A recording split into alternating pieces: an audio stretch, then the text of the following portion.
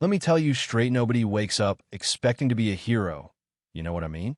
Most days, you just hope the world leaves you alone, maybe give you a break, lets you make it to bedtime without anything wild going down. That's how it started for Emily Cartera. Tuesday, so dull. Even her tired bones were grateful. 12 hours running EMT calls, not a single tragedy, just a handful of stub toes, and one little old lady who got her head stuck in a cookie jar on ask. She hit the strip mall on her way home, still in her scrubs, hair in a ponytail, so crooked it looked like an afterthought, because, honestly, it was. All she wanted was dinner, maybe a beer, and 8 hours of uninterrupted sleep. Was that too much to ask? She's juggling her phone and a paper bag of groceries, already thinking about collapsing into her couch, when she sees this guy stumbling past the taco shop. At first, Emily thinks he's just hammered hay. It's a tourist town, but then she catches the gleam of red, dark and wet, running down his side. He's young, 20s at most, in a battered Marine uniform, dragging his leg, face pale like he's already halfway gone. Most people barely notice, too busy with their nachos or Instagram, but Emily's built different. Instinct kicks in.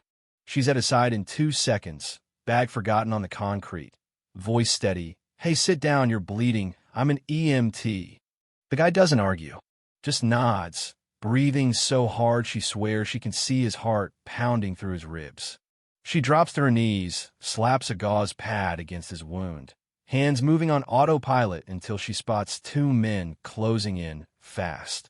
One with a black hoodie drawn low, the other all neck tattoos and a mean look that says trouble. They're not here for tacos. Back off, the hoodie guy growls. Emily doesn't move, plants herself between them and the Marine, tells them she's already called an ambulance. The tattooed one sneers, tells her nobody asked her to get involved, just walk away. That's when the Marine behind her whispers, "They followed me." Her gut turns cold. This isn't random. She's got seconds to think before everything goes sideways. Hoodie guy flashes a blade, lunges straight for the Marine. Emily moves on instinct, intercepts him, knife, catches her arm, white-hot pain, but she doesn't drop. Another slash, this one across her back. The tattooed guy kicks her, ribs screaming, but she stays upright, shielding the Marine, hands slick with her own blood. She's outnumbered, outgunned, and she still yells for help. Somebody call 911.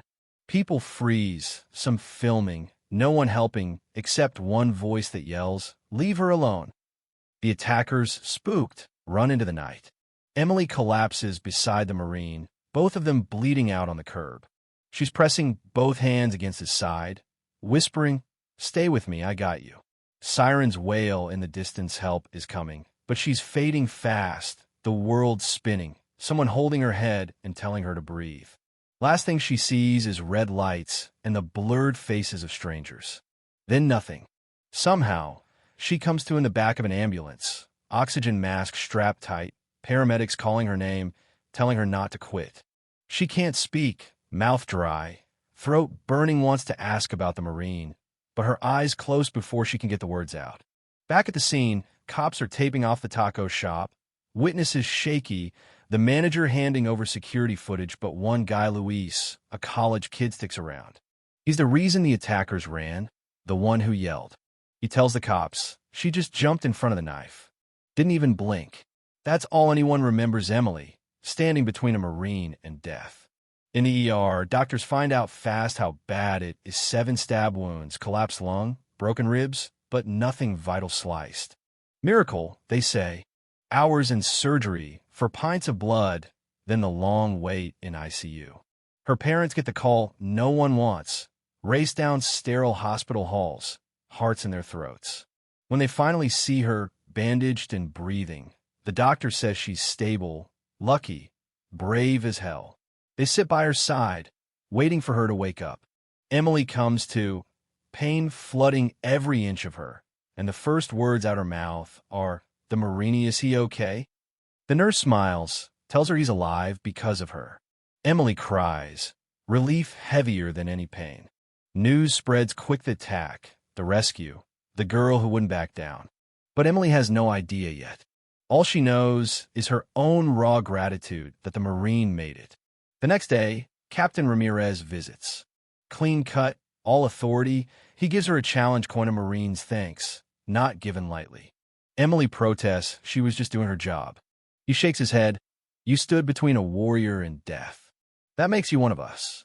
Hours later, James Rivas, the Marine she saved, hobbles in on a cane, battered but alive.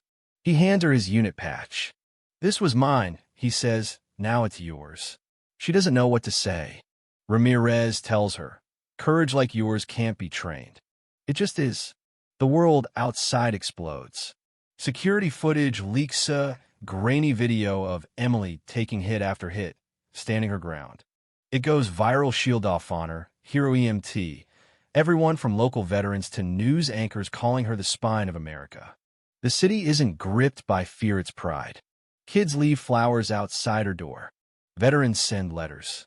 The Marines organize a salute in front of her house, over 100 of them, full dress, lining her street at dawn, boots snapping in unison as they raise their hands. Corporal Rivas leads them, presenting her with an American flag and a custom coin, voice steady as he tells the neighborhood, you stood between death and one of ours. Today we stand for you. Emily can't speak. She just cries, overwhelmed. But after the applause fades, reality sets in. Recovery's brutal physical therapy, pain that feels endless, scars that ache on rainy mornings. Sometimes she can't open a jar or hold a pen steady. But every time she wants to quit, Rivas shows up, sometimes with coffee, sometimes with a bag of Legos, insisting, we fight your worst enemy, find motor skills. They build a battleship together, piece by piece, laughing at the absurdity, crying when she finally fits the last brick. Progress, not perfection. Months pass. Emily returns to light duty, teaching new EMTs, leading workshops, telling her story at military fundraisers.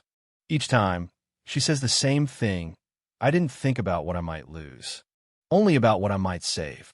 The room always stands to applaud. After one speech, Rivas walks her to her car. He's quiet, then says, do you ever wonder what would have happened if you hadn't stopped? She nods all the time. Then he reaches for her hand, her scarred, trembling hand, and holds it. No words, just understanding. There's more. The Marine Corps nominates her for the Distinguished Public Service Award, a highest civilian honor.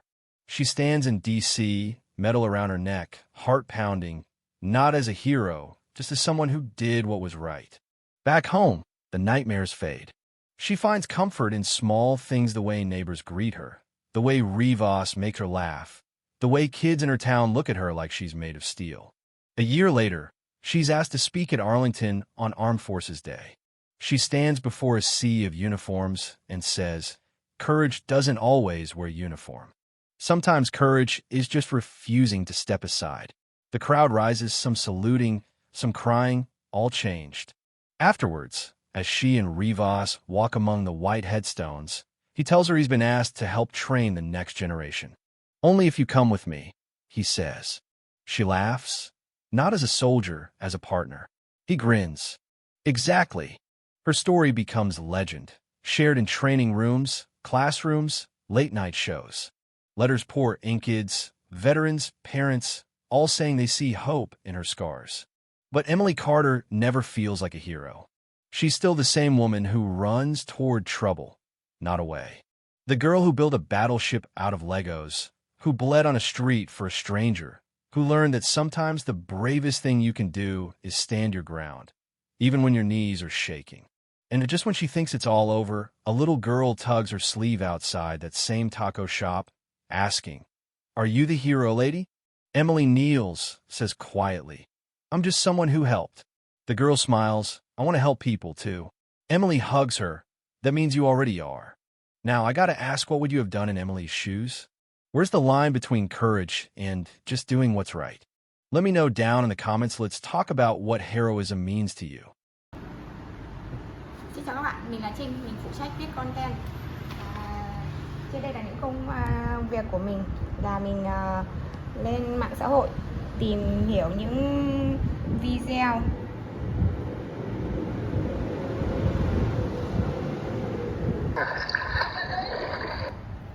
Next one?